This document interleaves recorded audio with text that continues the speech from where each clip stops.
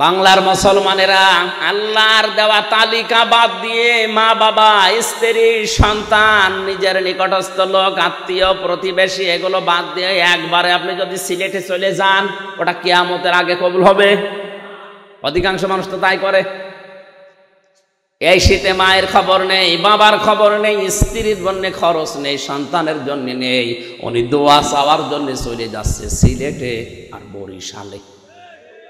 এই কথাগুলো বলতে গেলে ওদের ব্যবসায় ভাটা পড়ে, বিশেষ করে বেশি ভাটা পড়ে ফরিদপুরের ওদের।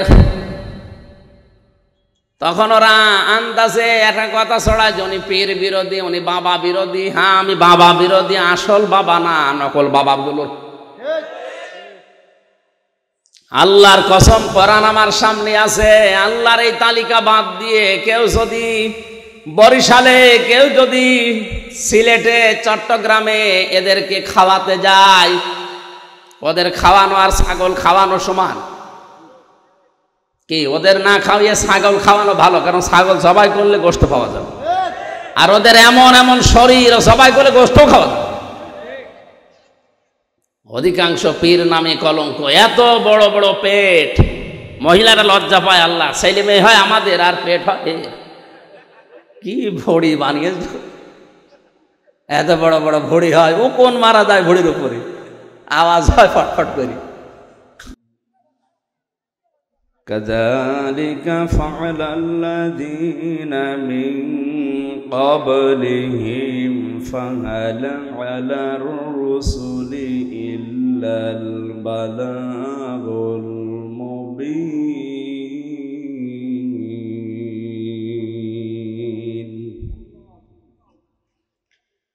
ওয়ালাকাদ বা'আসনা ফি কুল্লি উম্মাতির রাসূলান আনি ইবুদুল্লাহা ওয়াজতানিবুত তাগুত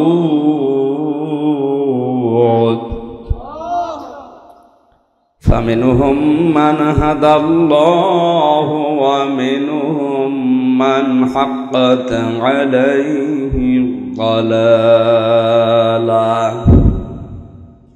ফাসিরু ফিল আরদি ফানজুরু কাইফা কানা আকিবাতুল মুকাদ্দিবিন।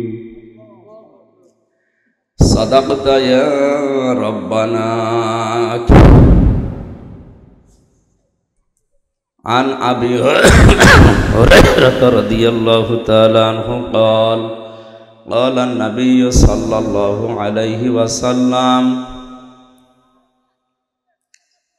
من ذاق طعم الإيمان من رضي بالله ربا وبالإسلام دينا وبمحمد صلى الله عليه وسلم نبيا ورسولا رواه مسلم.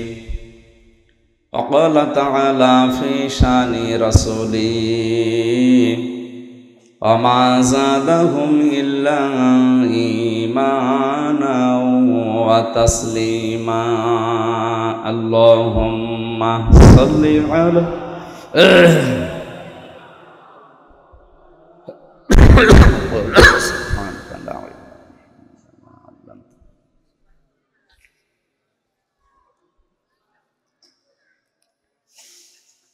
আলহামদুলিল্লাহ। কক্সবাজার জেলা, ঈদগাঁও উপজেলা, ইসলামাবাদ ইউনিয়ন পরিষদ, পশ্চিম আউলিয়াবাদ, করাচি পাহাড় সিরাত কমিটির উদ্যোগে 26তম বাৎসরিক তাফসিরুল কোরআন মাহফিলের স্বনামধন্য সভাপতি, সর্বজন শ্রদ্ধাভাজন ব্যক্তিত্ব, সাবেক মেম্বার জনাব বশির আহমেদ, আতালাল্লাহু উমরাহু ওয়া বারাকাল্লাহু ফি হায়াতি, এতক্ষণ পর্যন্ত যারা কথা বললেন কোরআন থেকে, হাদিস থেকে, ইসলামিক চিন্তাবিদ, মুফাসসিরে কোরআন জনাব মাওলানা আশরাফ বিন মোবারক দামাত বারকাতুহুমুল আলিয়া, কথাগুলো আমল করার তৌফিক কামনা করছি। বিশেষ আলোচক, বিশেষ করে জনাব মাওলানা মুফতি আমির আলী হুসাইন ফারুকি, মাওলানা আব্দুর রহমান আজাদ, আলেমদের কথাগুলো বাস্তবসম্মত যারা বলেছেন তাদের উপরে আমল করার তৌফিক আল্লাহ দান করুন। মঞ্চে বসা সম্মানিত ব্যক্তিবর্গ, সামনে বসা মুসলমান ভাইরা, পর্দার আড়ালের সম্মানিতা মা এবং বোনেরা, প্রাণপ্রিয় কক্সবাজারবাসী, সবাইকে নিয়ে মহান রব্বুল ইজ্জাত ওয়াল জালালের দরবারে শুকরিয়া আদায় জানাচ্ছি। এ ফিতনা ফাসাদের জামানায় নবীজি জানিয়েছেন এমন একটা সময় আসবে ঈমান হাতে রাখা আগুন হাতে রাখার চাইতেও কঠিন হয়ে দাঁড়াবে। সে সময় চলে এসেছে, কঠিন অবস্থা চলছে। কেউ যদি সগীরা গুনাহ করে, ওর পাশে যে আছে ও বলে আমি কবিরা গুনাহ করব, ওর পাশে যারা থাকে ওরা বলে আমরা শিরিক করব।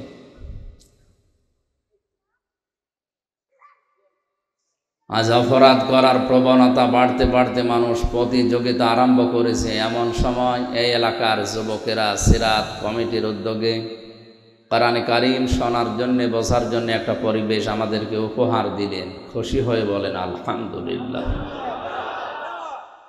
এই মিডিয়াতে যারা কাজ করেন, ইউটিউবার যারা, আপনাদের বারবার বলেছি এর আগেও, এক কথা 14 বার যদি বলা লাগে তাহলে সামনে থেকে এগুলো লাগাবেন না। বললাম যে হয় নিচে দেবেন এখানে, অথবা এর নিচে দেবেন। ওপরে যদি সাজিয়ে রাখেন এই মোটা মোটা জিনিস দিয়ে, আমি সাধারণত সামনে মানুষই দেখতে পারি না, যদি দিলে নিচে দেবেন, হয় এই জায়গায় দেবেন এখানে, অথবা এখানে রাখবেন। সামনে থেকে যদি এই মাইক ছাড়া একটাও কোনো মাইক এখানে পায়, আমি কিন্তু খুলে ফেলব। এক কথা 14 বার আর বলবো না, এই শেষ। আমার কোনো অনুষ্ঠানে আপনারা লাগালে নিচে লাগাবেন, কথা বুঝলেন? তাহলে এখানে ঠিক বলে এবারে প্যান্ডেল পার হয়ে গেলে মনে থাকবে তো? আশা করছি মনে রাখবেন আপনি, নয়তো কিন্তু সমস্যা হবে সামনে। বারবার এক কথা বলা, কালকে রাত্রেও বলে দিলাম না, হ্যাঁ এখানে রাখবেন নিচে, নাই নিচে লাগাবেন। এই ঝামেলা করেন, তখন এইগুলো ডিস্টার্ব করতে 4-5 মিনিট খেয়ে যায়।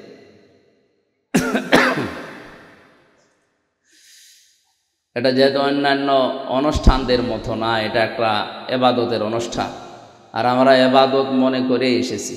এই সময়টুকু নফল নামাজ পড়লে যে সওয়াব হতো, ওই সওয়াব আমাদের আমল নামায় লেখা হচ্ছে ইনশাআল্লাহ।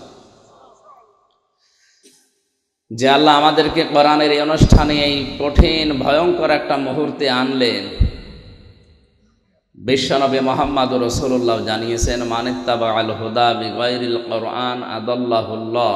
কোরআন বাদ দিয়ে যদি কেউ ভালো হওয়ার নিয়তে পৃথিবীর কোনো জায়গায় যায়, আর ওখানে যদি কোরআন শরীফ না থাকে, তাহলে আল্লাহ নিজে দায়িত্ব নিয়ে ওই লোকটাকে আরো খারাপ বানিয়ে দেয়।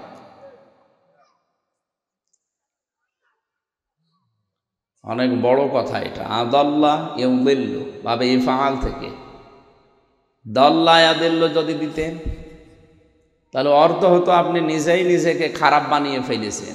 আদাল্লা শব্দের বাংলা অর্থ বাবে ইফআল থেকে আসলে হবে, আপনার হয়তো নিয়ত ভালো ছিল, আপনি খারাপ নিয়তে যাননি, কিন্তু কোরআন শরীফ সেখানে না থাকার কারণে, কারণ এটা হেদায়েতের একটা মশাল, এটা হেদায়েতের কি, ফিহি মাসাবিহিল হুদা ওয়া মানারিল হিকমা, এটা হেদায়েতের একটা মশাল, বিজ্ঞানের সুউচ্চ মিনার। এটা কারণ এইটা বাদ দিয়ে আপনি যদি ওখানে যেয়ে যে হেদায়েত পাওয়ার জন্যে, ভালো হওয়ার জন্যে আমি আসলাম, আল্লাহ নিজে রাগ করে তখন আপনাকে আরো খারাপ পথে ঠেলে দেয়। এখন যদি বলেন এই দোষ আল্লাহর, এই দোষ আল্লাহর, দোষ আল্লাহর নয়। এই জন্যে কারণ নবীজির মাধ্যমে আগে আল্লাহ জানিয়েছেন যে কোরআন যেখানে নেই সেখানে যাবান, আপনি গেলেন কেন? এই জন্য আজকের এই প্যান্ডেলের নিচে যারা আছেন, মাইকের আওয়াজ যতদূর যাচ্ছে, এই মুহূর্তে আমাদের সিদ্ধান্ত নেওয়া লাগবে, কোরআন যেখানে নেই, কোরআন যদি কোনো দরবারে না থাকে, আর ওই দরবারের প্রতিষ্ঠাতা যদি আমার বাবা হয়, আমি ওই দরবারে আর যাব না। কোরআনে কারীম যদি কোনো অনুষ্ঠানে না থাকে, আর অনুষ্ঠান যদি আমার বাবা শুরু করে, ওই অনুষ্ঠানে আমি আর যাব না। কোরআন যদি কোনো দলে না থাকে, কোরআনের কর্মসূচি, ওই দলের প্রতিষ্ঠাতা যদি আমার বাবাও হয়, আমিও দলে নেই। ঠিক অত জোরে বলার দরকার নেই, কারণ এ ঠিক এই সামিয়ানার নিচে, এর নিচে থেকে গেলে আবার যা ঠিক এটাই ঠিক হয়ে যায়। তাছাড়া এই কথাটা যদি কেউ মেনে নেয়, তার ওয়াজ করার দরকার আছে? এটাই তো আসল ওয়াজ। কোরআন যেখানে নেই ওখানে গেলে আল্লাহ নিজে আপনাকে খারাপ বানাবে, হেদায়েতের পথ থেকে দূরে ছিটকিয়ে দেবে, ঠেলে ফেলে দেবে ওই রাস্তা থেকে। এত বড় হাদিস শোনার পরেও যদি কারো কপাল ভালো না হয়, ওর কপাল আর ভালো করার কোনো কিছু দুনিয়ায় নেই। নবীজি জানিয়েছেন, কোরআন শরীফ যদি কাউকে হেদায়েত দিতে না পারে, বুঝতে হবে ওর কপালে হেদায়েত নেই। আর হেদায়েত পাওয়ার জন্য আপনার আবার মন থাকা লাগবে। আপনার মন নেই, জোর করে আপনাকে আল্লাহ ভালো পথে চালাবে, হেদায়েত দেবে, আল্লাহর অত দায় পড়ে। কারণ আপনি আল্লাহকে বিধান না মানলে, আল্লাহকে ডাকাডাকি না করলে ওনার মানে ক্ষমতা একটু কম হয়ে যাবে, এরকম নাকি? না।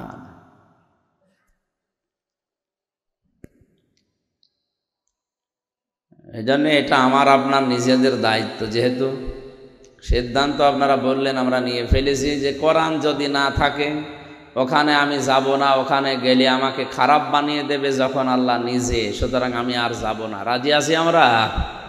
আল্লাহ যেন আমাদের মুখের কথার সাথে মনের যে কথা আছে এটা মিলিয়ে দেন, কারণ অনেকের মুখের কথার সাথে মনের কথা মেলে না। মুখে আবেগে বলে হাত তুলতে বলবেন, ঠ্যাং তুলে ফেলবেন, কিন্তু ভেতরে তো এটা নেই। শুনতে এসেছে তাই। কিন্তু সাহাবা ইকরামকে আল্লাহ কবুল করেছিলেন, ওনাদের মুখে যা ছিল মনে তাই ছিল। আর আমাদের মুখে যা আছে মনে তাই নেই, এই জন্য আমরা আল্লাহর কাছে কবুল হতে পারি না। গিরিশচন্দ্র সেন, এ লোকটার বাড়ি নরসিংদী। এ বেটা হিন্দু, আমাদের চাইতে ও কোরআন বেশি পড়েছে, বেশি বুঝেছে, বেশি লিখেছে। কারণ কোরআনে কারিমের শুধু বাংলা অনুবাদ করে নাই, ও তাফসির পর্যন্ত লিখেছে।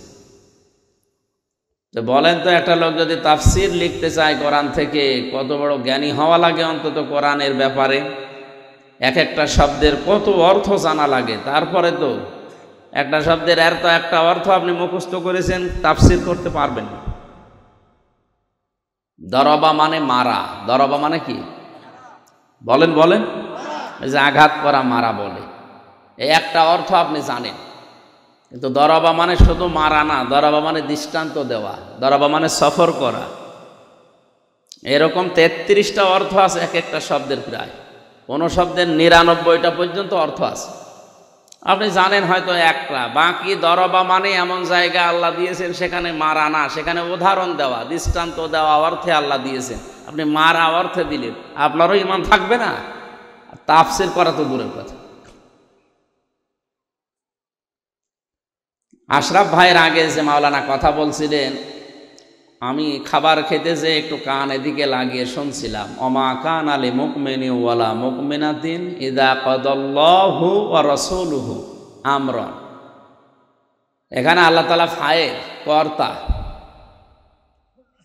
আল্লাহ তাআলা বলেন, আমি এবং আমার রাসূল কোনো বিষয়ে যদি সিদ্ধান্ত দেই, আর কোনো ঈমানদার নারী পুরুষ যদি ওইটা না মানে, তাহলে সে আর ঈমানদার থাকে না। আরবিতে যেটা বললাম তার বাংলা অর্থ ছিল এইটা, কিন্তু উনি আরবিটা হয়তো মনের খেয়ালে বা অন্য খেয়ালে পড়ে ফেলেছিলেন। ওমা কানা লিমুমিনি ওয়ালা মুমিনাতিন ইযা কাদাল্লাহু ওয়া রাসূলুহু। মানে অর্থ পুরা পাল্টিয়ে গেছে। এমনকি যদি কেউ বিশ্বাস নিয়ে এটা পড়ে, তার ঈমানও চলে যাবে। ইযা কাদাল্লাহু, আল্লাহ নিজে ফাইল, এখানে কর্তা। আল্লাহ নিজে সিদ্ধান্ত দেন, রায় দেন।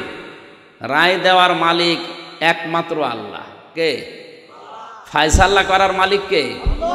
এখন এই জায়গায় যদি আল্লাহকে ফায়সালা করা হচ্ছে, এই জন্য আরবি গ্রামার আরেকটু আয়ত্ত করা দরকার আলেমদের। এনারাও সেই 6, 7, 8, 9 পর্যন্ত পড়া আছে, এরপরে তো আর হাত মাত দেওয়া হয় না অনেকের। অথচ এই গ্রামারের কিতাবগুলো প্রতিনিয়ত আমার মনে হয় আলেমদের অন্তত ঝালাই করা দরকার। বিশেষ করে কাফিয়া সারে জামি পর্যন্ত যে গ্রামারের কিতাব আছে, এগুলো আয়ত্তে না থাকলে আপনি কোরআন শরীফ ভুলিয়ে ফেলবেন।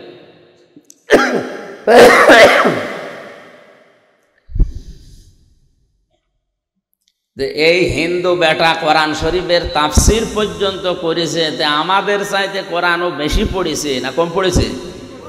বুঝেছে আমাদের চাইতে অনেক বেশি। এখানে আশরাফ ভাই সহ যত আলেম বসে আছে, আমি সহ বুকে হাত দিয়ে কেউ বলতে পারবে না যে আমি পড়া কোরআন শরীফের প্রতিটি শব্দের অর্থ জানি, কেউ পারবে না। অথচ আমরা সব কামেল পাস, অনার্স মাস্টার্স করা ও কোরআনের উপরে। আমার তো শুধু এই কোরআনের উপরেই তো সে ছোটবেলা থেকে কাটছে। এই 33 বছর বয়স এখন, এর ভেতরে আমার মনে হয় প্রায় 20-22 বছরই এর পেছনে। কারণ 5-এর পর থেকে তো এর ছাড়া অন্য লাইনে আমি যাইনি। কোরআনের উপরেই কামেল পাস, কোরআনের উপরে অনার্স মাস্টার্স করা, এর উপরেই গবেষণা চিন্তা ভাবনা যা। এরপরও পুরা কোরআনের প্রতিটি অর্থ আমার জানা নেই, ভুল হয়ে গেছে। পড়া আছে সব আমার, কিন্তু আবার রিপিট করা লাগবে, আবার স্টাডি করা লাগবে। আর বেটাই হিন্দু মানুষ কি পড়া পড়িছে, বাংলা অনুবাদ করেছে তো করেছে, পুরা কোরআনের তাফসির পর্যন্ত লিখেছে, আমাদের বিশ্ববিদ্যালয়ে পাওয়া যায়। তে বলেন এই লোকটা কত কোরআন পড়লো জীবনে, কত লিখলো, কিরকম বুঝলো। কোরআন শুনেছেও সে বেশি আমাদের চাইতে, কিন্তু কপালে এবার হেদায়েত নেই কেন? কারণ ওর মন ছিল না। কি ছিল না? ওর মন ছিল না। সারাটা জীবনের পেছনে ব্যয় করে ওর মন নেই, এই জন্য ওরে আল্লাহ হেদায়েত দেয়নি। মারা যাওয়ার পরে ওর জানাজা হয়েছে, কবরে দিয়েছে, কি করেছে? পুড়িয়ে ফেলেছে। এই পর্যায়ের একজন মানুষকে যদি মারা যাওয়ার পরে জানাজা না দেয়, পুড়িয়ে ফেলে, কবরে না দেয়, তা আমরা আর কতটুকুই বুঝেছি, আর কতটুকু এর কাছে এসেছি যে আপনাকে জোর করে হেদায়েত দেবে? কোরআন শরীফ যদি কাউকে হেদায়েতের পথে নিয়ে আসতে না পারে, বুঝতে হবে তার কপাল নষ্ট হয়ে গেছে। আমার যে তেলাওয়াত কিতাবের শেষের দিকে ছিল, ফামিনহুম মান হাদাল্লাহু ওয়া মিনহুম মান হাক্কাত আলাইহি যালালা। আমি আল্লাহ এই কোরআনে কারিমের দ্বারা কিছু মানুষদেরকে হেদায়েতের পথ দেখায়, আর কাউকে এর সাথে বেয়াদবি করার কারণে উদাসীন থাকার কারণে তাকে কিছু মানুষকে আমি আল্লাহ গোমরাহ করে দেই, পথ ভ্রষ্ট করে দেই। জোরে বলেন নাউজুবিল্লাহ। আলেমরা আছেন, এর জন্য আমি অন্তত হাফ মিনিটে একটা কথা বলছি। আবার দাঁড়িয়েছেন কেন? বসেন। কালকে যেখানে আলোচনায় ছিলাম রাতের বেলা, ওখানে শেষ পর্যায়ে একজন আলেম উনিও কথা বলছিলেন, ইন্নামা ইয়াখশাল্লাহু মিন ইবাদিহিল উলামা। এই যে ইন্নামা ইয়াখশাল্লাহ হা হবে, এই জায়গায় কিন্তু আর হু হবে না।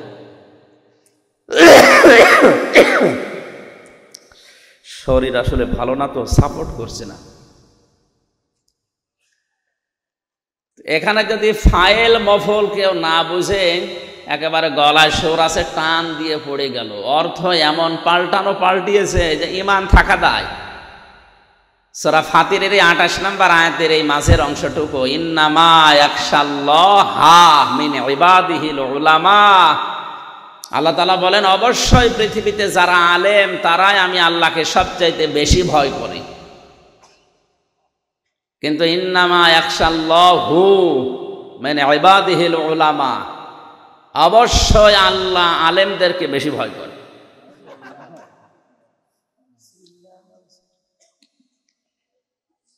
গ্রামারের কিতাব আমি সহ যারা আছি, আমরা যেন অন্তত মরণ পর্যন্ত এটা নাড়াচাড়া ভুলে না যায়। একেবারে আপনার আয়ত্ত থাকা লাগবে 100 ভাগ না। আপনি নাড়াচাড়া করেন, তাহলে কোরআন শরীফ বা আরবি পত্রিকা, আরবি সাহিত্য, হাদিসের যে শব্দগুলো ভুল করে ফেলে অধিকাংশ মানুষ উল্টাপাল্টা করে, যেখানে বুঝে পড়লে ইমানই থাকার কথা না। সূরা নসর দিয়ে যারা নামাজ পড়েন, ইযা জা নাসরুল্লাহি ওয়াল ফাতহ, যখন আল্লাহর সাহায্য আসবে হে নবী আপনি বিজয় দেখতে পাবেন। সাহায্য আশা লাগবে কার? এই যে নাসরুল্লাহ, আল্লাহর সাহায্য, নুন সোয়াদ র, নাসর মানে সাহায্য, আর নুন সিন র, নাসর মানে শকুন। শব্দটা শুধু মুখ একটু গোল হবে আর মুখ একটু লম্বা হবে। এ মুরব্বী যেগুলো বসে আছে, আজ মনে করেন 80 বছর বয়সের, অন্তত 60 বছর তো নামাজ পড়ছে। 60 বছর নামাজ পড়তে যদি বলা হয় ইদা যা নাসরুল্লাহ হবে না নাসরুল্লাহ হবে, একটার শব্দের অর্থ হচ্ছে শকুন, আর একটা অর্থ সাহায্য। কোথায় শকুন আর কোথায় সাহায্য? যখন আসবে আল্লাহর শকুন, তখন আপনি বিজয় পাবেন। একটা কথা বলি, আশা করছি এই শব্দগুলো একটু একটু খেয়াল করে পড়বেন। সূরা ইখলাস যারা পড়েন, আমার মনে হয় আমি আলেম হওয়ার পরেও আমার ভাই ভাতে এটা ধরেছিল, বলু আল্লাহু আহাদ কামেলে। যখন ভাই ভাই আমার এই প্রশ্নটা দিয়েছে, ওই সময় তো এমনিতেই ভয়তে ভয়তে থাকি। আমারও বলছে সূরা ইখলাস পড়েন তো। ইখলাস আমার মেয়েও পড়তে পারে, আর না পড়ে আমি বলু আল্লাহু আহাদই বলেছি। উনি বলছে কথা বলেন। আমি বললাম স্যার কি ভুল হয়েছে? বলছে না, অধিকাংশ মানুষ বলে কুলহু আল্লাহু আহাদ। কুলহু আল্লাহু হবে না আল্লাহু, ও আর উপরে জবর আছে। যদি আপনি থেমে যান তাহলে তারপরে আল্লাহ বলেন। এই জন্য কুলহু আল্লাহু আহাদ, আর আল্লাহর আগে জবর আর পেশ থাকলে আল্লাহ আবার মোটা হয়ে যায়। তাহলে কুলহু আল্লাহু আহাদ, কুলহু আল্লাহু আহাদ না। আমার কথা বোঝা যাচ্ছে? যদিও ছোটখাটো ভুল মনে হয়, ছোট অনেক বড় ভুল।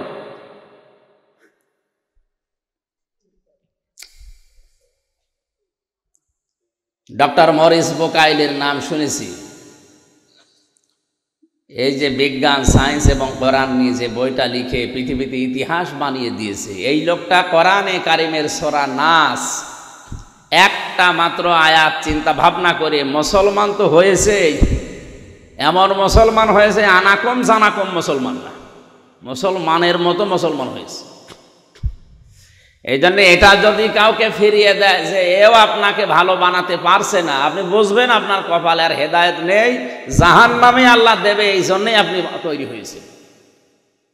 এজন্য আমাদের মন থাকা লাগবে গিরিশচন্দ্র সেনের মতো, নাকি? কোরআন সবাইকে হেদায়েত দেয় না। কোরআন হেদায়েত দেওয়ার জন্য এসেছে, কিন্তু সবাই এর কাছ থেকে হেদায়েত পায় না। পৃথিবীতে যে সূর্য ওঠে, সূর্যের আলো দুনিয়ায় পায় সবাই। এটা কবরস্থান নাকি? কোন দিকে তাকিয়ে আছেন? গল্প করছেন অনেকে। 1 ঘন্টা মতো একটু গল্প বন্ধ করে। সূর্যের আলো দুনিয়ায় সবাই পায়? না না, পায় না। অন্ধ আলো পায়। এখন এই দোষ কি সূর্যের না ওর চোখের? ওর চোখের দোষ। ওর চোখ যদি আমার মতো ভালো থাকতো, ও আমার মতো আলো দেখতে পেত। কথা বলেন ঠিক কিনা? কোরআনে কারীম দুনিয়াতে এসেছে হেদায়েত দেওয়ার জন্যে, কিন্তু এখান থেকে সবাই হেদায়েত পাচ্ছে না। বুঝতে হবে এ দোষ কোরআনের না, এ দোষ আপনার কপালের। দুধ একটা ভালো খাবার, আমরা জানি এটা খাবারের ভেতরে সর্বোৎকৃষ্ট বলা হয়, মধুর পরে এর স্থান। কোরআনে আল্লাহ সবচাইতে বেশি প্রশংসা করেছে খাবারের ভেতরে মধুর, এরপরে দুধের। দুধ এত বড় দামি খাবার। Milk is an ideal food বলা হয়, আইডিয়াল ড্রিঙ্ক না। অথচ এটা তরল। এটা তরল না নাকি? এটা ঘন থাকে সবসময়, তরল জিনিস। আইডিয়াল ড্রিঙ্ক বলার কথা ছিল যে আদর্শ একটা পানীয়, অথচ আইডিয়াল ফুড বলা হচ্ছে। দুধ যতক্ষণ পর্যন্ত মাখন না হয়, ঘি না হয়, জমাট না বাঁধে, দই না হয়, ততক্ষণ তো পাতলা থাকে। ওর নাম হওয়া দরকার ছিল আইডিয়াল ড্রিঙ্ক। বিজ্ঞান 12,000 খাবারের উপরে গবেষণা করে এই খাবারের উপরে তথ্য দিয়েছে। পৃথিবীর এই একটাই মাত্র খাবার যে খাবারের নাম দেওয়া হয়েছে আইডিয়াল ফুড। এই বাগধারা অনেকের প্রশ্ন করা হয় ভাই ভাতে, এটা মুখস্থ করে রেখেন, আপনাকে কিন্তু উলটপালট করে ফেলবে। Milk is an ideal food না আইডিয়াল ড্রিঙ্ক? Ideal food. আদর্শ খাবার বলার পেছনে বিজ্ঞান প্রমাণ করেছে দুইটা। দুনিয়ায় যত খাবার আছে 12,500-এর উপরে, এই সমস্ত খাবারগুলো খেলে আপনার শুধু ক্ষুধা মিটবে, পিপাসা মিটবে না। একটাই মাত্র খাবার আছে যেটা খেলে ক্ষুধাও মিটে যায়, পিপাসাও মিটে যায়, তার নাম দুধ, মিল্ক। দুধ ভালো জিনিস, খারাপ জিনিস আমরা সবাই জানি। এর প্রশংসা করলে এখন আমি মায়েদের জীবন দিয়ে হাজার হাজার কথা বলতে পারি। মেয়েদেরকে আল্লাহ দায়িত্ব দিয়েছেন, হে মেয়েরা তোমরা সন্তানকে কমপক্ষে 2 বছর দুধ দিও। যদিও দুধ না দিলে মায়ের গোনা হবে না। আইয়ুতিম্মার রদআ, এটা মোজারে, এই মুজাক্কার, এটা কি? এটা পুরুষের জন্য আল্লাহ দিয়েছেন। মেয়েরা দায়িত্বটা পালন করে দেয় নিজের ইচ্ছায়, আমরা টাকা পয়সা দেই না, তারপরেও করে দেয়। এটা আমাদের উপরে অনুগ্রহ, দয়া। আমার মনে হয় ওয়াজ মাইকে না করাই ভালো, কারণ এটা মহিলারা জানলে শেষে দুধ খাওয়ানো ছিঁড়ে দেবে। বলবো হ্যাঁ এতদিন পাগলামি করেছে, এখন থেকে এক একটা বাচ্চার জন্য 50,000 করে টাকা চাবো, টাকা না দিলে দুধ দেবো না। আমার ওয়াজ আবার আমার উপরে পড়বে, এ ওয়াজ করার দরকার নেই, ওদের উপরে পড়ে এরকম ওয়াজ করি। হ্যাঁ, আপনার স্বামীর দিকে তাকিয়ে আপনাকে এই দায়িত্বটা পালন করা লাগবে। আপনি দায়িত্ব পালন করছেন। নবীজি বলেন, কোন সন্তানের মুখে যখন মা 1 ফোঁটা দুধ দেয়, একটা মরা মানুষকে জিন্দা করে দিলে যে সওয়াব পাওয়া যেত, মহান আল্লাহ ওই নারীকে ওই সওয়াব দিয়ে দেয়। এবারটা আপনার তো দুধ পান করাই। নিজের বডি, নিজের স্ট্রাকচার ঠিক রাখার জন্য অনেক মা সন্তানকে দুধ দিতে চান না। 2টা ক্ষতি হবে আপনার। 1 নম্বরে মায়ের স্তনের দুধের সাথে সন্তানের একটা মহাব্বত, ভালোবাসা আল্লাহ তৈরি করে রাখে। যত বড় হবে ওই সন্তান মা বাবার প্রতি যদি দুধ খেয়ে থাকে, তাদের প্রতি বিনয়ী থাকবে। আর যদি এটা না খেয়ে খেয়ে ডানও খেয়ে বড় হয়, ওর ভেতরে পশুর দুধ মিশ্রিত করা আছে, ওর চরিত্র হয়ে যাবে পশুর মতো। বড় হওয়ার পরে পশু পাখি যেভাবে আচরণ করে, আপনার সাথে ঠিক ওই রকম আচরণ করবে। 2 নম্বরের ভয়ঙ্কর এটা, কোন মহিলাকে আল্লাহ যে দায়িত্ব দিল স্তনের দুধগুলো 2 বছর একাধারে বের করে দাও, প্রতিদিন 8 থেকে 9 বার করে সন্তান দুধ পান করে। বিজ্ঞান বলেছে প্রতিবারে যদি 1 পোয়া করেও হয়, প্রতিদিন প্রায় 2 কেজি হয়। 2 বছরে কমপক্ষে 76 মণ হয়। কত? অথচ মায়ের ওজন মাত্র 50 কেজি। 50 কেজি মানুষের ভেতর থেকে 2 বছরে আল্লাহ 76 মণ দুধ বের করেছে। আমার কুষ্টিয়ায় গ্রামের বাড়ি, যেখানে 1 লোকের প্রায় 11টা মেয়ে, 7 ক্লাস ছেলে। আমি হিসাব, সুবহানাল্লাহ বলার দরকার নেই, আপনি আগে দেখে। আমি হিসাব করলাম ওনারে নিয়ে। আচ্ছা, পড়ার পরে আল্লাহ দেখি 11 আর 7 কত হয়? 18টা ছেলে মেয়ে, তাও একটা বউ। 4-5টা বউ হলেও মেনে নেওয়া যায়, একটা বউ একটা স্বামী, 18টা ছেলে মেয়ে যদি এক একজন 76 মণ করে পান করে, বলেন তো কত মণ? আমি হিসাব করে দেখলাম, আমার মাথা খারাপ হয়ে যাচ্ছে, কারণ ওই মহিলার ওজন খুব বেশি হলো 60 কেজি। এটা আল্লাহর একটা কুদরতি মেশিন। যেই মেয়েদের স্তন থেকে আল্লাহ এই দুধগুলো বের করে দেওয়ার ব্যবস্থা করেছেন, কোন মহিলা যদি এটা না করে, 2 নাম্বার যেটা বলেছি ভয়ঙ্কর, এটা এই মেয়েদের স্তন ক্যান্সারের সম্ভাবনা সবচাইতে বেশি। তখন ওইটা আবার কেটে বাদ দেওয়া লাগবে, বডি স্ট্রাকচার যা ছিল সব নষ্ট হয়ে যাবে।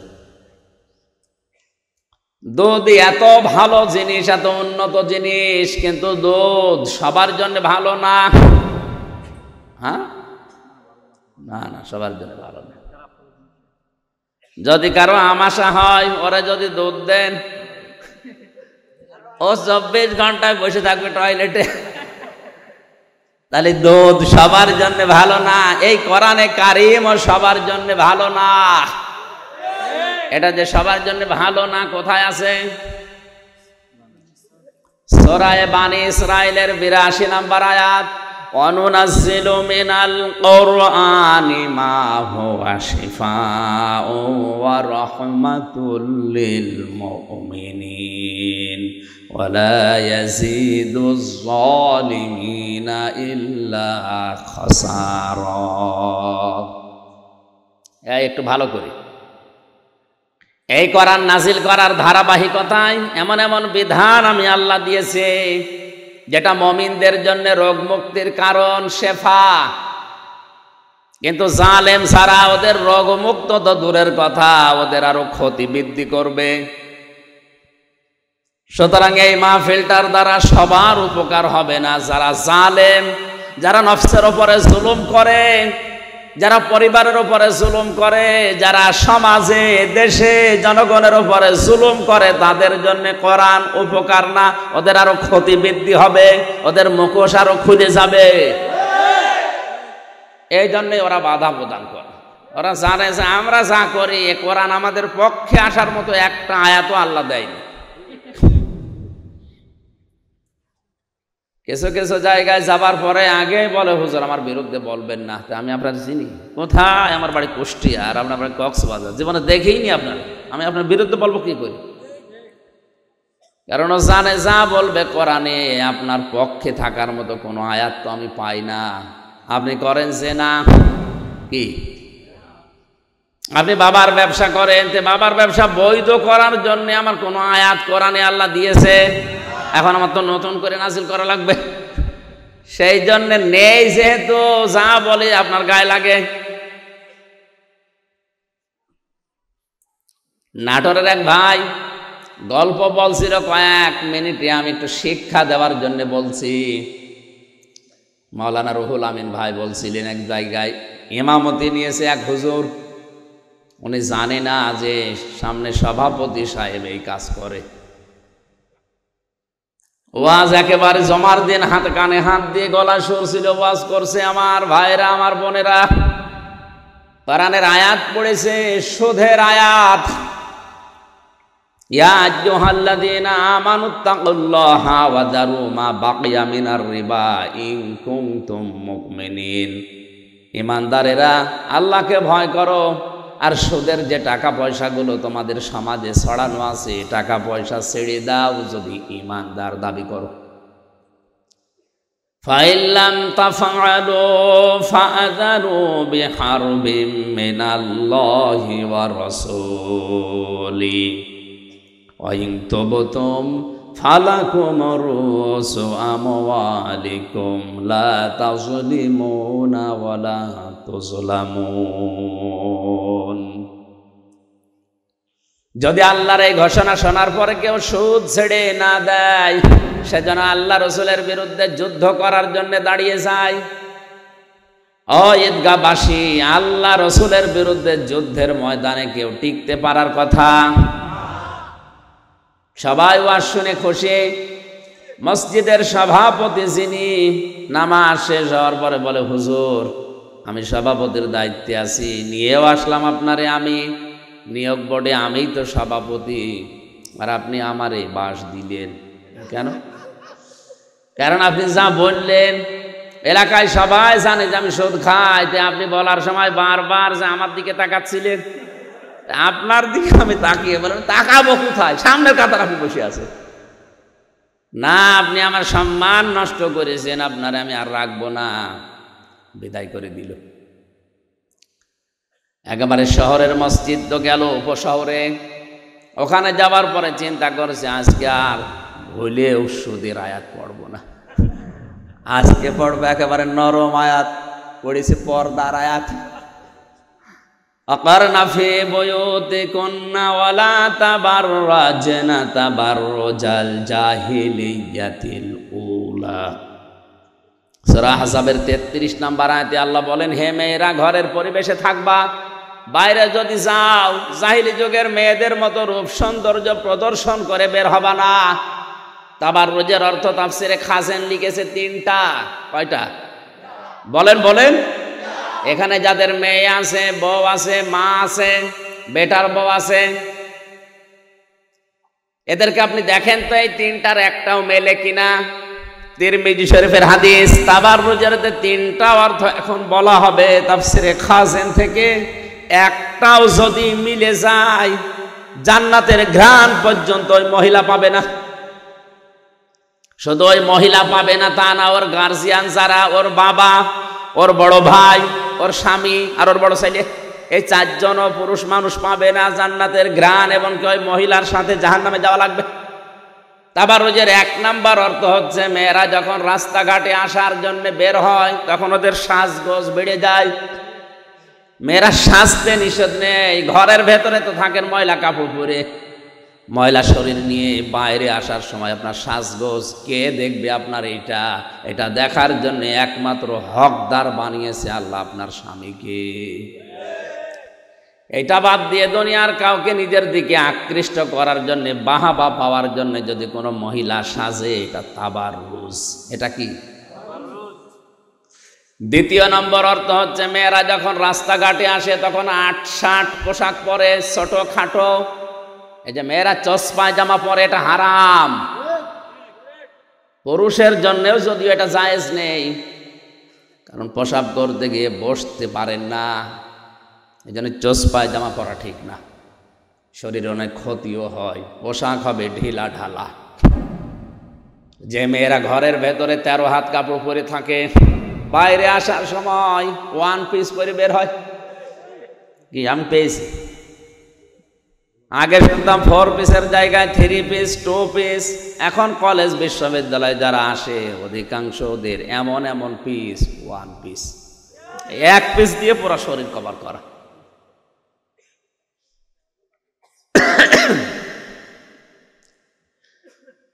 তিন নাম্বার অর্থ হচ্ছে তাবাররুজের মেয়েরা যখন রাস্তাঘাটে আসবে বুক উঁচা করে, মাজা হেলে দুলে রাস্তায় চলবে। যারা এখানে আসি এই তিনটা অর্থের সাথে মিলানো মানুষ দেশে আছে না নেই?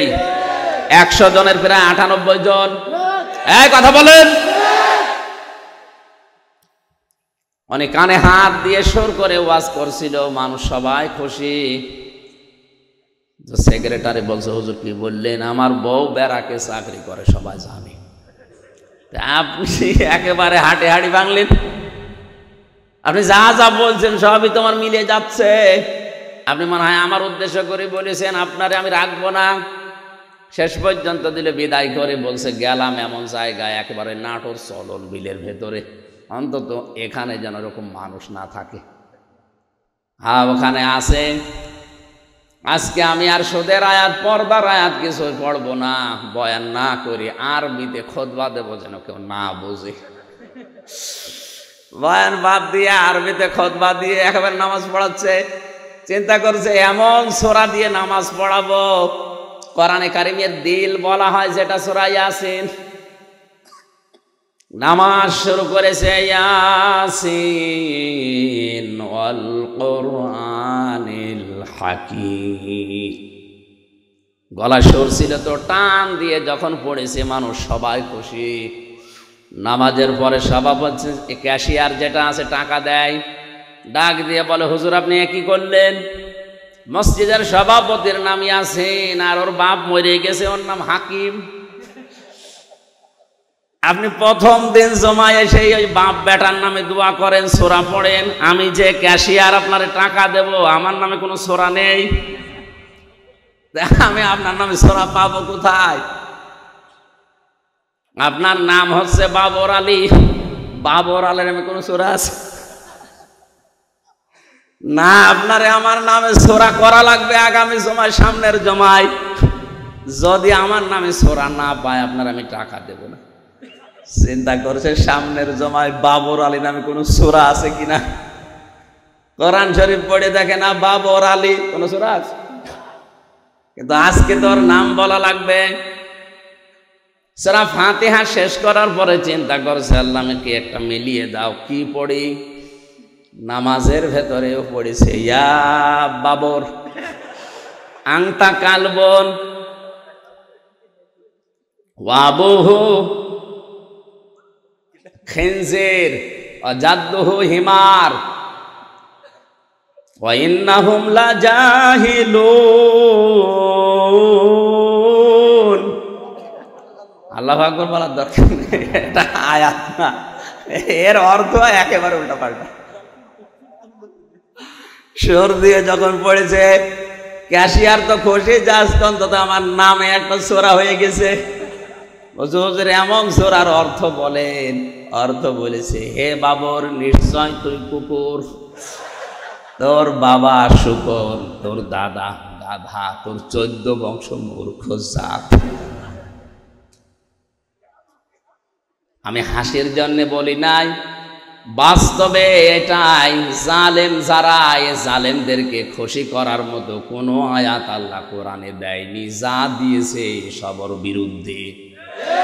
এই জন্য ওয়ালা ইয়াজিদুজ জালিমিনা ইল্লা খাসারা, খাসার না খাসারা, এখানে টান আছে।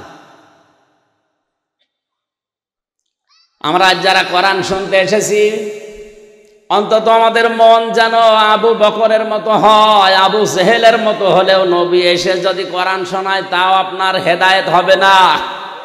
কারণ এই কোরআন আল্লাহর নবী আবু বকরের সামনে পড়েছিলেন, আবু জেহেলের সামনেও পড়েছিলেন। আবু বকর কোরআন শোনার পরে তার ঈমান বেড়ে গেছে, আর আবু জেহেল কোরআন শোনার পরে ওর শয়তানি বেড়েছে। এখানে যদি আবু বকরের মতো মন নিয়ে বসেন, আল্লাহর কসম আজকের তেলাওয়াত কিন্তু আয়াতে আপনার ঈমান বাড়বে যদি বুঝে থাকেন। আর যদি আবু জেহেলের মতো মন নিয়ে বসেন, আমি হামজা না, কিয়ামত পর্যন্ত নবী যদি আসে আপনার হেদায়েত হবে না। হেদায়েত পাওয়ার মন আমাদের আছে তো? হ্যাঁ, ইনশাআল্লাহ আমরা ওই রকম নিয়ত নিয়ে বসছি। দরুদ আর সালাম পাঠ করে আজকের নির্ধারিত আয়াত 2টা, সূরা নাহালের 35 এবং 36 নম্বর আয়াত। মাওলানা আলী হোসেন ফারুকি পড়েছিলেন আহজাবের 36 নম্বর আয়াত, আমরা পড়েছি সূরা নাহালের 36 নম্বর আয়াত। আজকের আলোচনার বিষয় ইবাদতের তাৎপর্য এবং বিশ্লেষণ। আসলে ইবাদত আমাদের হচ্ছে কিনা, আর ইবাদত করার জন্যই আল্লাহ আমাদেরকে বানিয়েছে, এটা আমরা সেই ছোটবেলা থেকে শুনছি। কি বলেন? আমা খালাকতুল জিন্না ওয়াল ইনসা ইল্লা লিয়াবুদুন। মানুষ আর জিন আমি বানাইনি, তবে বানিয়েছি একটা মাত্র উদ্দেশ্য নিয়ে, যে তারা আমার ইবাদত করবে। ইবাদত একটা ব্যাপক অর্থবোধক শব্দ। ইবাদত কি, কেন করা লাগে, কিভাবে করবেন, এই পদ্ধতিগুলো সব আল্লাহ রসুলের মাধ্যমে শিখিয়েছেন। 3টা কথা বললাম, ইবাদত কি, কেন করা লাগবে, আর কিভাবে করা লাগবে, সব পদ্ধতি দিয়েছে কে, দেখিয়েছে কে? রসুল। বলেন কে? ওই জামানায় যারা মুশরিক ছিল, বিশ্ব নবীর জামানার মুশরিকেরা এই কথাগুলো নবীকে বলতো। ওয়াকালাল্লাযীনা আশরাকু লাউ শাআল্লাহু মা আবাদনা মিন দুনিহি মিন শাইইন নাহনু ওয়ালা আবাউনা ওয়ালা হারামনা মিন দুনিহি মিন শাই। জামানার মুশরিকরা বলতো, আল্লাহ যদি চাইতো তাহলে আমরা এবং আমার মুরব্বীরা, বাপদাদারা, পূর্বপুরুষেরা শিরিক করতো না। আল্লাহ যদি চাইতো তাহলে তারা হারামও কোনো বিষয় করতো না। কাযালিকা ফাআলাল্লাযীনা মিন ক্বাবলিহিম, এইভাবে করেই তাদের পূর্বপুরুষেরা একই কথা বলতো। ফাহাল আলার রাসূলি ইল্লাল বালাগুল মুবিন, রসুলদের দায়িত্ব সঠিক কথাটা পৌঁছিয়ে দেওয়া ছাড়া কি আর কিছু আছে? কেন রসুলদের হাতে ক্ষমতা ছিল না অধিকাংশ, রাসূলদের হাতে অর্থ প্রতিপত্তি, বৈভব, বিত্ত এগুলো ছিল না। রাসূলরা শুধু মানুষকে কথা বলে বলে বোঝাতে পারতো। এই জন্য নবীজিদেরকে আল্লাহ জানিয়েছেন, লাস্তা আলাইহিম বিমুসাইতির ইল্লা মান তাওয়াল্লা ওয়া কাফারা ফায়ুআযিবুহুল্লাহুল আযাবাল আকবার। হে নবী, আপনাকে আমি দারোগা পুলিশ করে পাঠাইনি যে মানুষ পিটিয়ে হেদায়েত করা লাগবে, দরকার নেই। আপনি সঠিকভাবে কোরআনের কথাগুলো তুলে ধরতে থাকেন, এইটাই আপনার দায়িত্ব। এই জন্য অধিকাংশ আলোচক যারা আলেম যারা সর্বশেষ বলা হয় আমা আলাইনা ইল্লাল বালাগ, আমার উপরে আর কোনো দায়িত্ব নেই, এইটা ছিল যে আমি পৌঁছিয়ে দিলাম।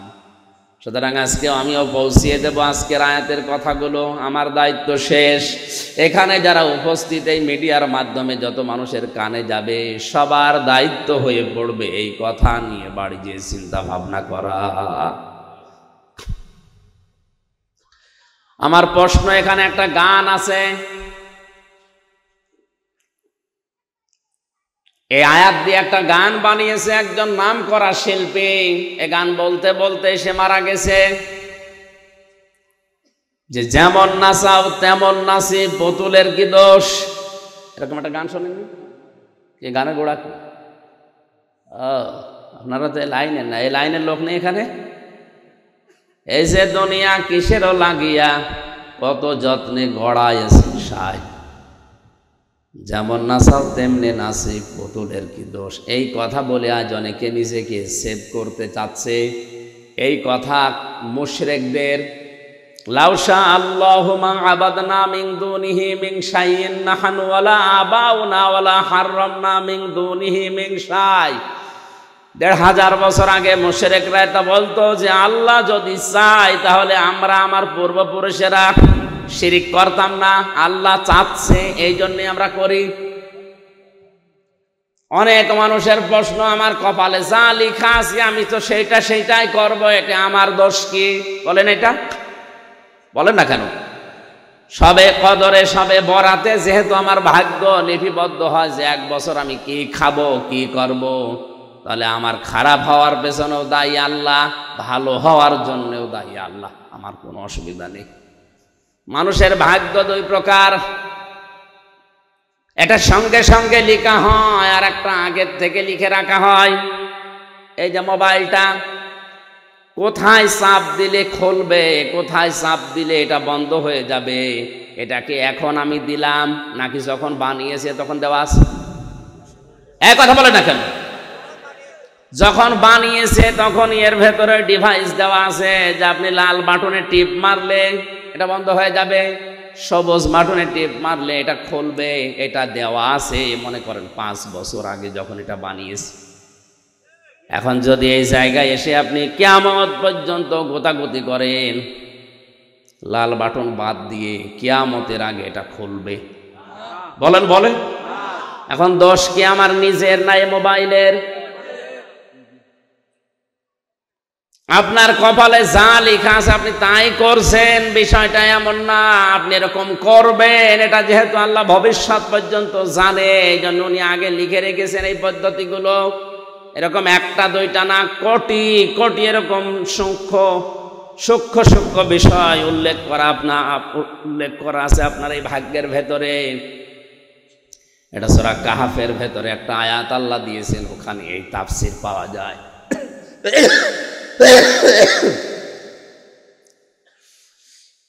কক্সবাজারবাসী একটু খেয়াল করে শোনেন, আমরা বাস্তবে যেটা মনে করছি, মুশরিকরা যেটা বলতো আমরা ওটা বলে পার পেয়ে যাবো। এই গান লিখেছে যে ও তো এই কথার দিকে তাকিয়েই লিখেছে যে আমার তো কোনো দোষ নেই। না, আপনার থেকে আগে থেকে এই ডিভাইসগুলো দেওয়া আছে যে এই রাস্তায় গেলে আপনি জান্নাত পাবেন, এই রাস্তাগুলোয় গেলে আপনি জাহান্নাম পাবেন। এটা আগে থেকে লিখে দিয়ে কিতাব আকারে আল্লাহ আমাদের আরো বেশি দয়া করে পাঠিয়ে দিয়েছেন কোরআন। প্রশ্নপত্রে হাতে পাওয়ার পরেও যদি কোনো মানুষ ফেল করে, এ দোষ আল্লাহর না ওর কপালের। আল্লাহ রাব্বুল আলামিন বলেন রাসূলদের দায়িত্ব শুধু ছিল পৌঁছিয়ে দেওয়া সঠিক, তাছাড়া তাদের আর দায়িত্ব ছিল না, কারণ তাদের হাতে ক্ষমতা নেই, বিত্ত বৈভব টাকা পয়সার মালিক তারা বেশি ছিল না। মাত্র 2 জন নবী ছিল দুনিয়াতে, বাদশাহ, আর বাকি নবী অধিকাংশ সব ছিল গরিব মানুষ। হযরতে সুলাইমান নবী, হযরতে দাউদ নবী, এই 2 জন বাদ দিয়ে পৃথিবীর সব নবী ছিল কি? কেউ রাজা ছিল, কেউ বাদশাহ ছিল, সব সাধারণ মানুষ ছিল। এদের দায়িত্ব কি ছিল জানো? ওয়ালাকাদ বা'আসনা ফি কুল্লি উম্মাতির রাসূলা। রুসুলা দেয়নি, রসুলা। বহু বছর, এক বছর দিয়েছেন। খুব ভালো করে খেয়াল করেন, ওয়ালাকাদ শব্দ শুরু করার আগে আল্লাহ লাকাদ দিয়েছেন।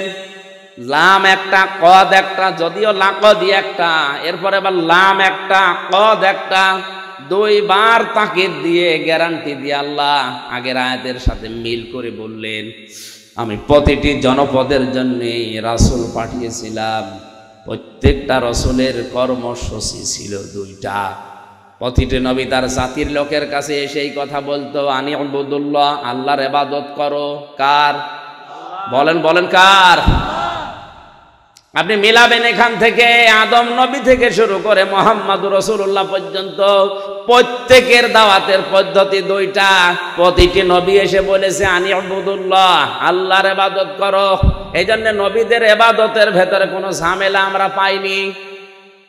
হযরত আদম নবীর যা ছিল লা ইলাহা ইল্লাল্লাহ, কালেমার শেষের অংশ হয়তো নামের সাথে মিলিয়ে পাল্টিয়ে গেছে। আদম সফিউল্লাহ, লা ইলাহা ইল্লাল্লাহ। মূসা কালিমুল্লাহ, লা ইলাহা ইল্লাল্লাহ। ঈসা রুহুল্লাহ। আমাদের ক্ষেত্রে আছে লা ইলাহা ইল্লাল্লাহ মুহাম্মাদুর। জবান খুলে কালেমা পড়েন, লা ইলাহা ইল্লাল্লাহ মুহাম্মাদুর রাসূলুল্লাহ। এবার বলেন, হযরতে আদম থেকে আমাদের নবী পর্যন্ত লা ইলাহা ইল্লাল্লাহ সব জায়গায় আছে না নেই? কোন নবীর ভেতরে লা ইলাহা ইল্লাল্লাহর বাইরে ছিল? বলেন বলেন। এই জন্য ইবাদতে কোনো ঝামেলা আমরা পাইনি। কিন্তু আজ আমরা শুধু লা ইলাহা ইল্লাল্লাহ এক থাকার পরও ইবাদত এখন আর এক নেই। চরমনার ময়দান থেকে যে ইবাদতের নিয়ম আসে ৮ রশির সাথে মেলে না। এই কথা বলা লাগবে। চরমনার ময়দানের জিকির একরকম, ৮ রশির জিকির আবার আর এক রকম, ফোরফোরার শরীফের জিকির আবার আর এক রকম, চট্টগ্রামের মরহুম মাওলানা আব্দুল জব্বারের জিকির আর এক রকম। এক একজনের জিকির এক এক রকম। এখন সঠিকটা পাওয়ার জন্য আশা লাগবে কার কাছে? কোরআনে কারীম জানিয়েছে জিকির করার পদ্ধতি 4টা। কয়টা? শব্দ 4টা। কয়টা? আপনি যদি জিকির করেন ইবাদত হিসাবে, জিকির কিন্তু একটা ইবাদত। জিকির কি? ইবাদত হিসাবে করলে অবশ্যই নবীজি তার জীবনে এটা করেছে না করে নাই? নবীজির এই 63 বছরের জীবনে 23 বছর যেটা নবুয়তের জিন্দেগি, অবশ্যই তিনি জিকির করেছেন, নয়তো কোরআনে থাকতো না। এই কথা বলা লাগবে। জিকির উনি করেছেন কয়টা শব্দ দিয়ে? 4টা। বলেন কয়টা? পদ্ধতি ছিল 4টা। কয়টা? আল্লাহ রাব্বুল আলামিন বলেন, আযকুর রাব্বাকা ফি নাফসিকা তাদাররুআন ওয়া খাইফাতান ওয়া দুনাল জাহরি মিনাল কওলি বিল গুদুবি ওয়াল আসাল।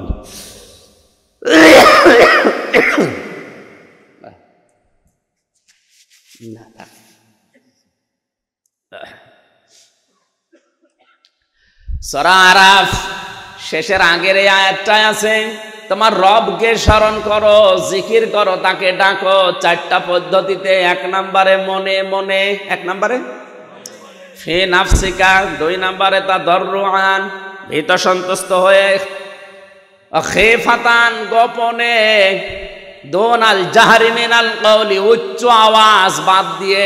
কয়টা পদ্ধতি পেলাম? 4টা। বলেন। 1 নম্বরে মনে মনে জিকির করবেন, 2 নম্বরে ভীত সন্তুষ্ট হয়ে, 3 নম্বরে গোপনে মৃদু স্বরে, 4 নম্বরে উচ্চ আওয়াজ চেঁচামেচি বাদ দিয়ে।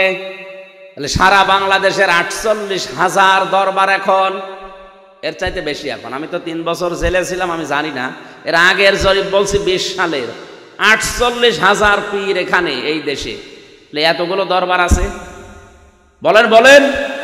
এই দরবারগুলোতে গেলেই প্রথমে যে ইবাদত দেয় তার নাম কি? জিকির। কি দেয়?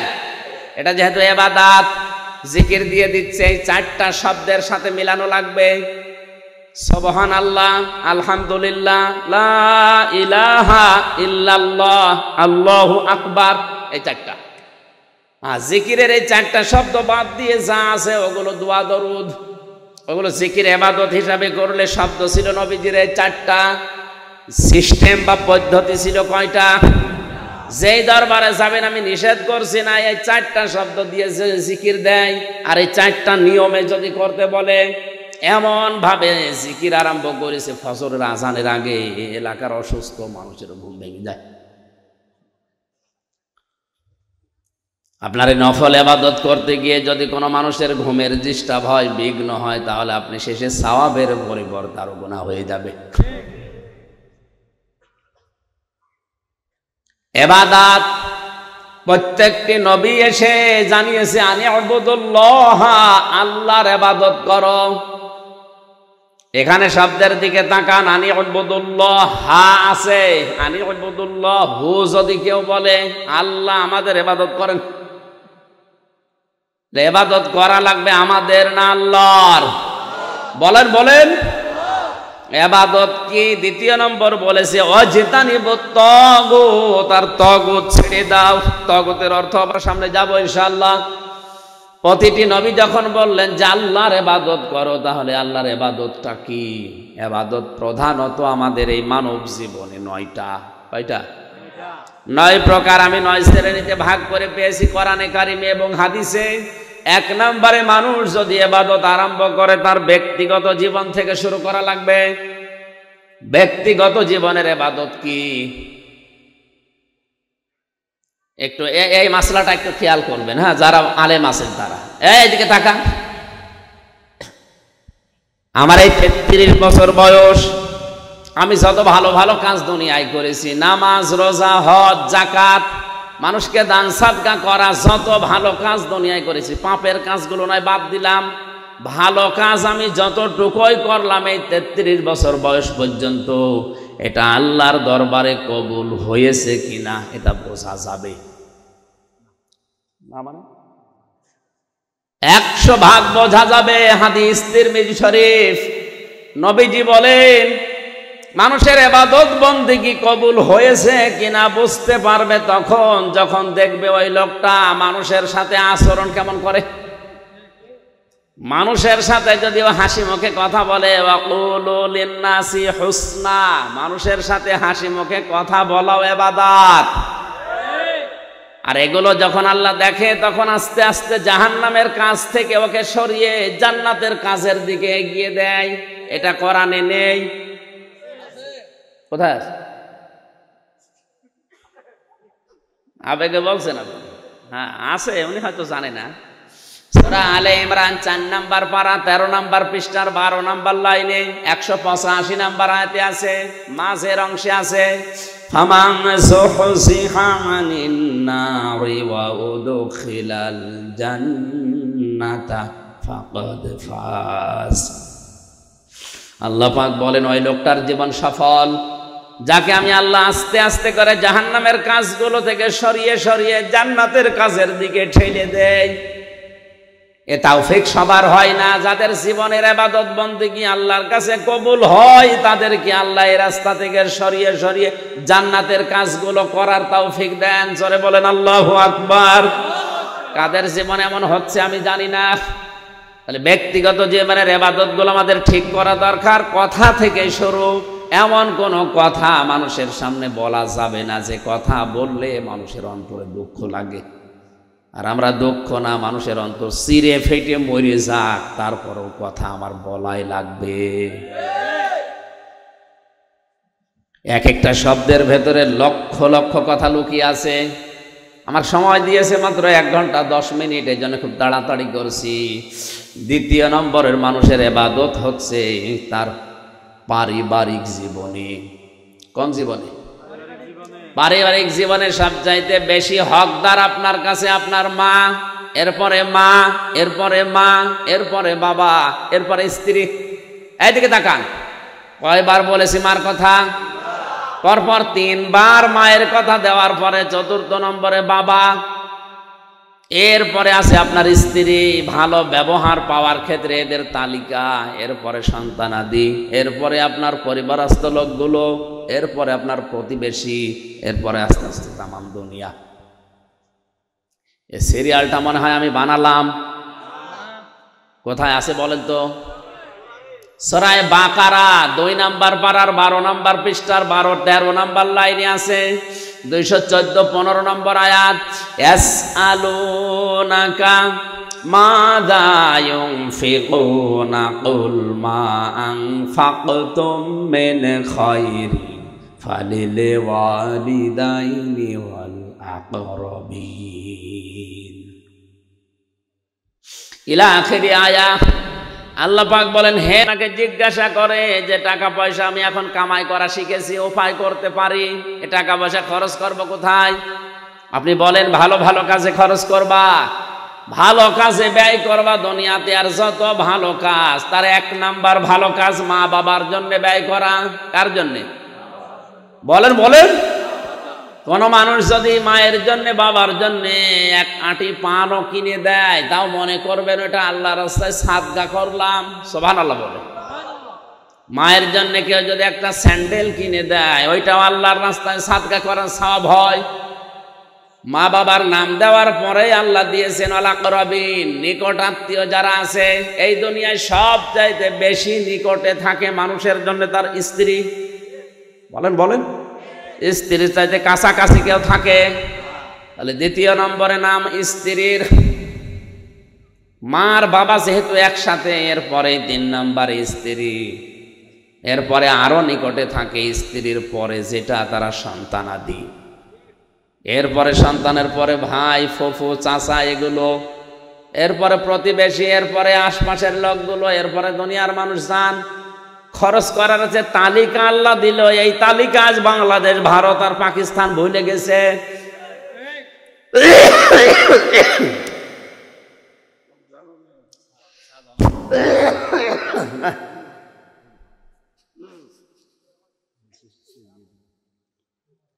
বাংলার মুসলমানেরা আল্লাহর দেওয়া তালিকা বাদ দিয়ে মা বাবা, স্ত্রী, সন্তান, নিজের নিকটস্থ লোক, আত্মীয়, প্রতিবেশী, এগুলো বাদ দিয়ে একবারে আপনি যদি সিলেটে চলে যান, ওটা কিয়ামতের আগে কবুল হবে? অধিকাংশ মানুষ তো তাই করে। এই শীতে মায়ের খবর নেই, বাবার খবর নেই, স্ত্রীর জন্য খরচ নেই, সন্তানের জন্য নেই, উনি দোয়া চাওয়ার জন্য চলে যাচ্ছে সিলেটে আর বরিশালে। এই কথাগুলো বলতে গেলে ওদের ব্যবসায় ভাটা পড়ে, বিশেষ করে বেশি ভাটা পড়ে ফরিদপুরের ওদের। তখন ওরা আন্দাজে একটা কথা ছড়ায় যে উনি পীর বিরোধী, উনি বাবা বিরোধী। হ্যাঁ, আমি বাবা বিরোধী, আসল বাবা না, নকল বাবাগুলো। আল্লাহর কসম, কোরআন আমার সামনে আছে। আল্লাহর এই তালিকা বাদ দিয়ে কেউ যদি বরিশালে, কেউ যদি সিলেটে, চট্টগ্রামে এদেরকে খাওয়াতে যায়, ওদের খাওয়ানো আর ছাগল খাওয়ানো সমান কি? ওদের না খাওয়িয়ে ছাগল খাওয়ানো ভালো, কারণ ছাগল জবাই করলে গোশত পাওয়া যাবে, আর ওদের এমন এমন শরীর, জবাই করলে গোশত খাওয়া যাবে।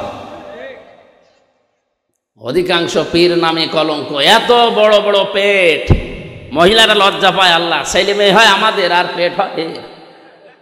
কি ভড়ি বানিয়েছে, এত বড় বড় ভড়ি হয়। ও কোন মারা যায় ভড়ির উপরে, আওয়াজ হয় ফটফট করি। 2টা জিনিস বাদ দিলে ওর কিচ্ছু নেই, একটা জহব্বা আর পেট, এই 2টা বাদ দিয়ে দেন, কিচ্ছু থাকে না। দুনিয়াতে যত নবী আল্লাহ পাঠিয়েছিলেন, যত ওলি আল্লাহ আমরা নাম শুনি, প্রত্যেকটা নবীর, প্রত্যেকটা ওলি আল্লাহদের পেট ছিল ছোট, বুক ছিল বড়। আর আমরা এমন ওলি, বুক খুঁজে পাওয়া যাচ্ছে না, শুধু পেট। কোলাকুলি করতে গিয়ে আপনি পাবেন না, ধাক্কা লাগবে পেটের সাথে।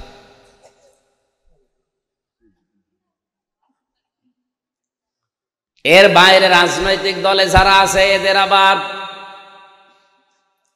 জহব্বা যাই হোক, এদের ভড়িটা আছে আর একটা জিনিস রাখে, এই মোষ।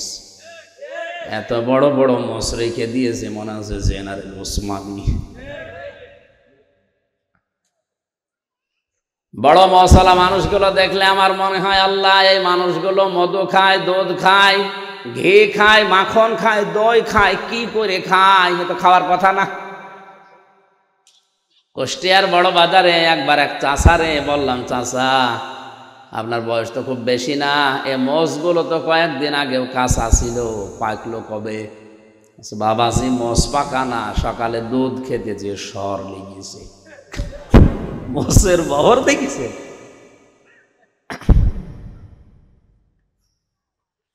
খরচের তালিকাটা সূরা বাকারা থেকে আপনি নেবেন। পারিবারিক জীবনের ইবাদতেও হাজার হাজার কথা আল্লাহ দিয়েছেন। 3 নম্বরে আমরা পাই সামাজিক জীবনের ইবাদত। সমাজ যে একটা ইবাদতের জায়গা, এটা আজ আমরা ভুলেই গেছি। জাহান্নামে যাওয়ার যতগুলো কারণ আমি কোরআনে পেয়েছি উল্লেখযোগ্য 4টা, তার 2 নম্বরেই অলাম না কুনুতিউল মিসকিন, যারা এতিম মিসকিনদের খাবার দেয় না, খোঁজ খবর রাখে না, দারিদ্র মুক্ত সমাজ গঠনের জন্য ভূমিকা পালন করে না, এরা নামাজ পড়, এরা মুসলমান দাবি করলেও জাহান্নামে যাবে। আব্দুল্লাহ বিন মুবারকের সামাজিক জীবনের ইবাদত লক্ষ্য করেন। এত বড় আলেম যার নাম এখানে এমন কেউ নেই জানে না। উনি হজে যাওয়ার জন্য টাকা জোগাড় করলেন, বেডিং খাতা বেঁধে যাবেন, হঠাৎ করে দেখেন তার ছোট্ট একটা ছেলে 8, 9, 10 বছর বয়স হবে, কাঁদতেছে। ডাক দিয়ে বলে, বাবা কাঁদো কেন? ছেলেটা বলে, আব্বা আমি ওই পাড়ায় গিয়েছিলাম, যে দেখি ওরা গোশত রান্না করছে, আমি চাইলাম আমারে দিল না, আমার ঘাড়ে ধাক্কা দিয়ে দাঁড়িয়ে দিল, আমার মনে দুঃখ লেগেছে, এই জন্য আমি কাঁদছি। আব্দুল্লাহ বিন মুবারক সন্তানের কান্না থামানোর জন্য নিয়ে গেলেন ওই লোকটার বাড়িতে। বাড়িতে যে সালাম দিলেন, আসসালামু আলাইকা ইয়া, আসসালামু আলাইকুম ইয়া আহলাল বাইত। বাড়ির ভেতর থেকে মালিক বেরিয়ে দেখে আব্দুল্লাহ বিন মুবারক দাঁড়ানো। হুজুর এত বড় আলেম আমার বাড়ির সামনে, চলেন ভেতরে, কি করি আপনার জন্যে? উনি বললেন, না, আমার এই সন্তানের কান্না থামানোর জন্য আমি এসেছি। তোমাদের বাড়িতে গোশত রান্না হয়েছে? বলে হ্যাঁ। আমার ছেলেটা এসেছিল? বলে হ্যাঁ। সে এসে? বলে হ্যাঁ। দাও নাই কেন? কথা বলে না। চোখের পানি ফেলে দিয়ে বলে, হুজুর দুঃখের কথা বলবো কি, আজ 3 দিন আমার বাড়িতে আগুন জ্বলছিল। আমি ময়দানে গিয়েছিলাম কাজের সন্ধানে, কিন্তু কাজ পাইনি। প্রতিমধ্যে আসার সময় দেখি একটা রাস্তার পাশে আইইউবি মিডিয়া